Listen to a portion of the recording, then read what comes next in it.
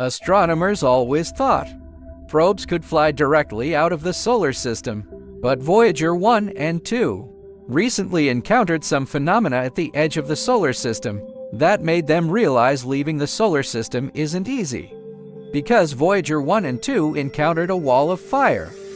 As two probes that have been flying for 46 years, Voyager 1 is now 14.83 billion miles from Earth. Voyager 2 is 12.32 billion miles from Earth. However, despite having flown so far, they will never reach the edge of our solar system. Because the solar system is wrapped in the Oort cloud. This cloud has a radius of 1 light-year at the Voyager probe's speed. It would take another 30,000 years to pass through the Oort cloud. What Voyager 1 and 2 have now crossed is only the solar system's heliosphere. Astronomers define this as the boundary of the maximum range that solar wind can influence, meaning flying out of the heliosphere represents entering interstellar space, no longer surrounded by solar wind. After Voyager 1 left the heliosphere in 2012, Voyager 2 also left the heliosphere in 2018. Based on sensor data from Voyager 2, scientists found that at the edge of the heliosphere, plasma density doesn't decrease, but instead increases dramatically. This creates temperatures as high as 90,000 degrees Fahrenheit. This is the so-called solar system edge firewall. Seeing this, you're probably curious. Voyager 1 and 2 are essentially just chunks of metal. How can they withstand 9,000 degree temperatures?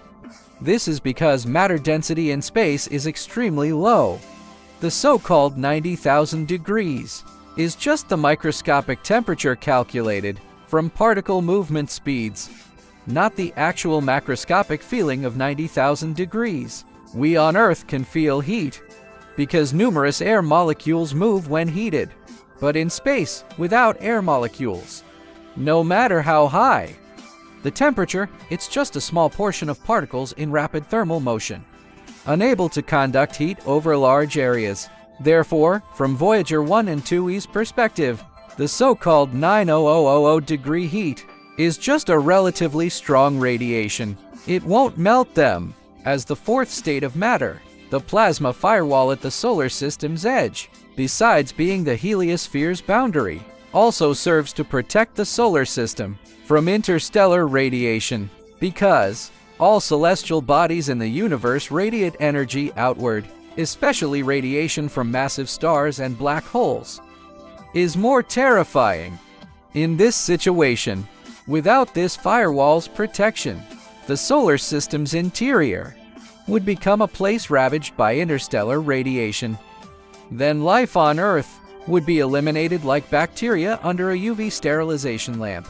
After Voyager 1 and 2 successively encountered the firewall, astronomers begin wondering if they could bypass this wall.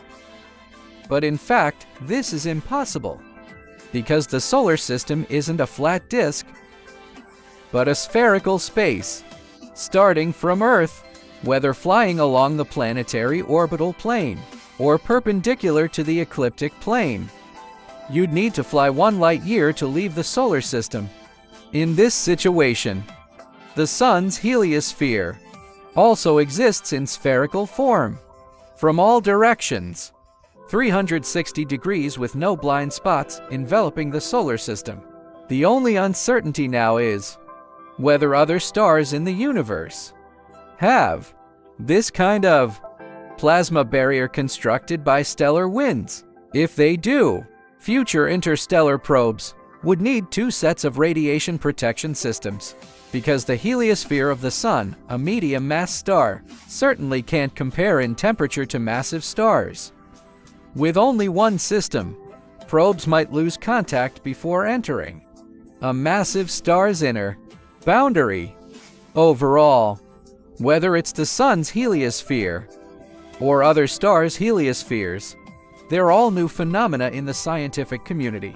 They'll face further research in the future, and the research method is to launch more and faster probes